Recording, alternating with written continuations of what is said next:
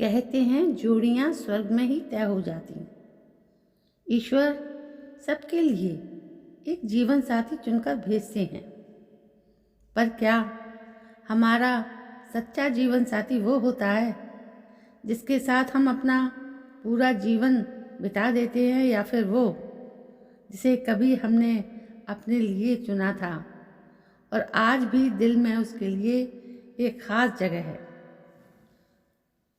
विपुल जी से मैं विद्यालय के शिक्षक पद के नियुक्ति वाले दिन मिली थी, जिसमें मेरा चुनाव अंग्रेजी और विपुल जी का चुनाव गणित के शिक्षक के रूप में हुआ था। जेपीएससी की परीक्षा की तैयारी के लिए गणित में मैं विपुल जी से मदद लिया करती थी। उनकी कुशाग्र बुद्धि और गणित के प्रति समर्पण ने मुझे उनका दीवाना बना दिया था। रोज मैं विद्यालय समय से पहले पहुंच जाती और स्टाफ रूम में दरवाजे के पास वाली कुर्सी पर बैठ उनका इंतज़ार करती। विपुल जी मेरी भावनाओं को काफ़ी पहले समझ चुके थे। एक दिन सबकी नज़र बचाकर मुझे एक लाल गुलाब थमाकर तेज कदमों से वो बाहर निकल गए। मेरी खुशी का ठिकाना नहीं रहा। अब मेरा ध्यान बच्चों को पढ़ाने में कम और उनकी एक झलक पाने में ज़्यादा लगा रहता था। लेकिन हम अपने प्यार को बाकी शिक्षकों की नज़र से ज़्यादा दिनों तक छुपा नहीं पाए। जब प्रधानाध्यापक को इसकी खबर मिली तो उन्होंने मेरे और विपुल जी समेत सभी शिक्षकों को अपने कमरे में बुलाया और विद्यालय के अध्यापकों द्वारा पालन किए जाने वाले शिष्टाचार के बारे में लंबा चौड़ा भाषण दिया। अगले दिन मैं फुफेरी बहन की शादी के लिए एक सप्ताह का अवकाश लेकर चली गई। जब वापस आई तो पता चला कि विपुल जी 2 दिन पहले ही विद्यालय छोड़ चुके हैं। मैं 7वें आसमान से सीधे जमीन पर आ गिरी। ऐसा लगा मानो शीतल हवाओं की जगह तेज आंधियों ने ले ली है। मैं अगले ही दिन उनके घर गई तो पता चला कि वो आगे की पढ़ाई के लिए बेंगलुरु चले गए हैं। मैं उनसे बात करना चाहती थी, उन्हें समझाना चाहती थी, पर उन्होंने मुझे एक मौका तक नहीं दिया।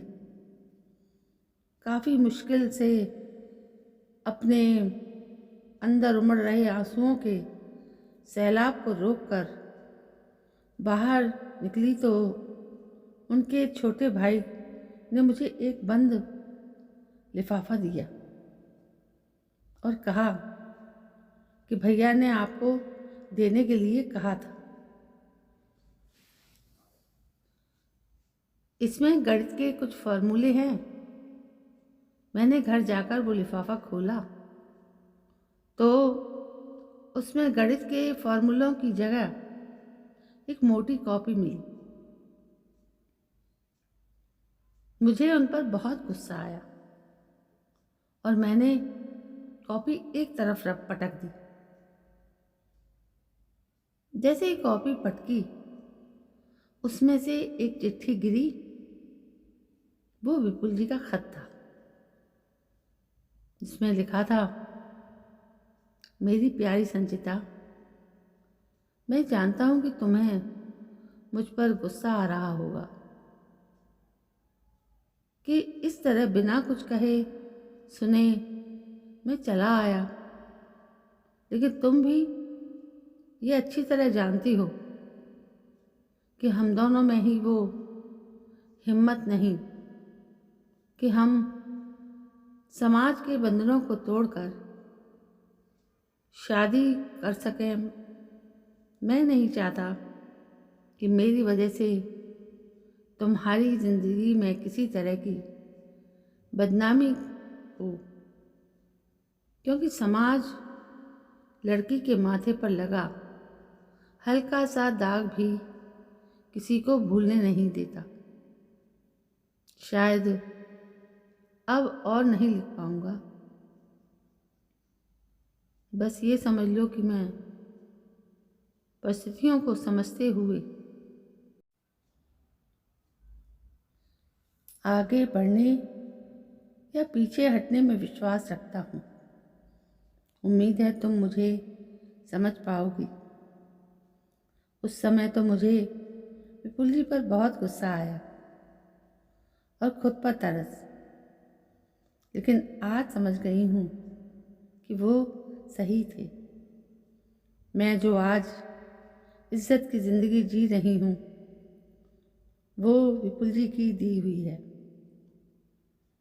आज अपने पति और बच्चों के साथ खुश हूँ और इसमें विपुल जी का बहुत बड़ा त्याग और योगदान है। तो दोस्तों, ये थी पहले अफेयर की कहानी। आपको अच्छी लगी हो तो लाइक शेयर कमेंट ज़रूर करें और मेरे चैनल को सब्सक्राइब करना ना भूलें। कल मैं फिर हाजिर होती हूँ आपके सामने एक नई कहानी को लेकर। तब तक के लिए जय हिंद, वंदे मातरम।